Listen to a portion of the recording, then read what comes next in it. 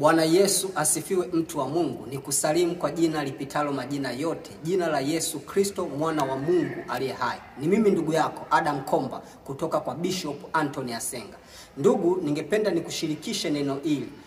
Kwa nini hairuhusiwi kumtukana kiongozi yoyote hata kama ana mapungufu kiasi gani?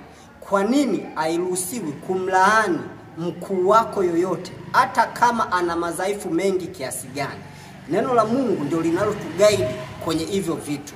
Ukisoma Biblia takatifu kwenye kitabu cha Matendo ya Mitume sura ya 23 kuanzia mstari wa kwanza, sikiliza maneno haya ya Mungu, then utajifunza. Neno la Mungu linasema, Paulo akawakazia macho watu wa baraza. Huyu ni mtume wa Mungu Paulo, amewekwa mbele ya baraza la watu akiwa anaojiwa, kwa maana alikuwa na kesi kule Yerusalemu, kwa kuwa alikuwa anamhubiri Kristo na watu wale walikuwa wataki kusikia habari za Kristo. Kwa hiyo akawekwa kwenye baraza la wazee ili ahukumiwe.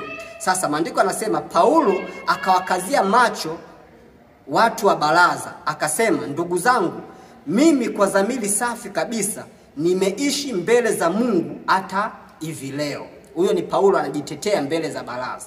Alivyosema hayo maneno kwamba nimeishi mbele za Mungu hata hivi leo, mstari wa pili unasema, kuhani mkuu Anania. Kuhani mkuu ni kama askofu mkuu, ni mkuu wa makuhani wote, ni kiongozi wa makuhani wote. Huyu kuhani mkuu ambaye ndiye aliyekuwa anaongoza lile baraza, akaamuru wale waliosimama karibu naye wampige kinywa chake, kwa maana alionekana kana kwamba amekufuru Mungu kwa kusema yeye amesimama mbele za Mungu.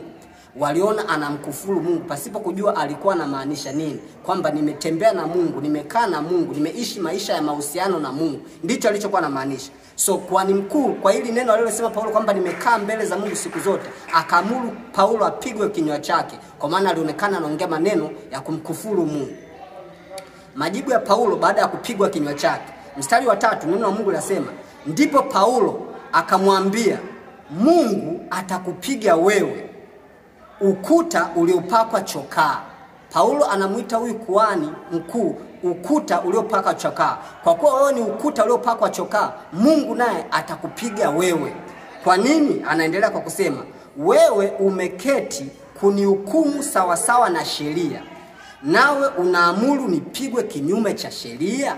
Kwa maana ilijulikana huyu kuhani mkuu yupo kuhukumu sawa sawa na sheria, lakini aliamuru Paulo apigwe kinyume na sheria. Kwa msingi Paulo akasema, na wewe ijapokuwa ni kuhani utapigwa kwa kuwa umefanya matendo haya. Na hapo tunafundishwa kwamba kumbe ukiketi kuhukumu sawa sawa na sheria, hii ni kwa watu wote waliopewa mamlaka ya kutoa hukumu. Ukipewa nafasi ya kuhukumu, hukumu sawa sawa na sheria. Ukifanya kinyume na sheria, Mungu atakupiga wewe. Na hili neno ukuta uliopakwa chokaa maana yake ni mtu unayeonekana kwa nje ni msafi, lakini ndani yako ni mchafu. Ndiyo maana hili neno ukuta uliopakwa chokaa.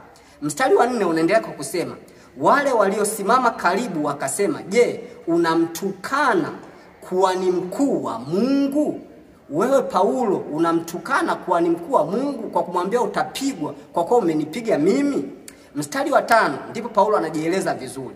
Anasema, Paulo akasema, sikujua ndugu zangu ya kuwa yeye ni kuhani mkuu, maana imeandikwa, usimnenee mabaya mkuu wa watu wako. Maana imeandikwa, usimnenee mabaya mkuu wa watu wako. Na hili neno linatoka wapi? Linatoka kwenye kitabu cha Kutoka sura ya 22 mstari wa 28.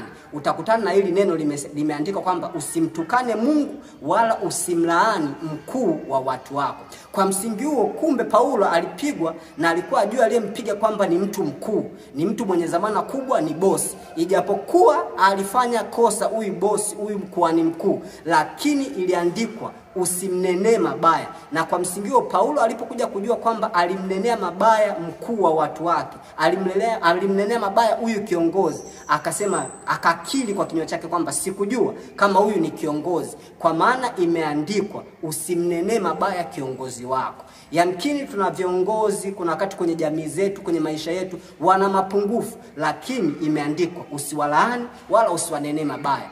Wewe jukumu lako ni kuwaombea Mungu awape moyo wa hekima hekima, moyo wa maarifa, moyo wa ufahamu, ili waweze kuongoza kwa njia ya haki, waweze kuwahukumu watu kwa njia ya haki. Zingatia neno hilo. Kuna wakati kwa miemko yetu tunawaneneaga vibaya viongozi wetu mbalimbali, yamkini viongozi wa kimwili au viongozi wa kiroho, lakini imeandikwa usimnenee mabaya. Mungu akubariki. Amen.